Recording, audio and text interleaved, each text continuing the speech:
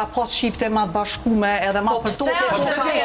Jo, po ti për shembull ti ki pas partnerin dhunus, edhe dash me ndaj me çfarë partner. More kanë ditë që familja është familje, familja është e shenjtë, edhe ka pas more ndaj kanë lumtur edhe kanë bashkë.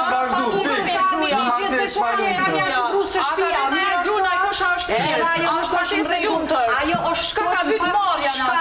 Realisht, po shka ka vyt marrja. Çka është pavarësia e tepërt për ty? Pavarësia e tepërt. Çka është pavarësia e tepërt do të thonë pavarësia. Jo, veç financiare. Pavarësia e tepërt është nëse unë ka diçka jo përmarrë. Pse përmarrë kur kërkosh nuk ta ka vet nanën, nuk ta ka vet hallën, nuk ta ka vet gjyshen. A je mirë, a je personalisht mirë, a je mirë se i ke lind dhe 12 fëmijë, a je mirë ku marrja? Pse më mojt marrën tani?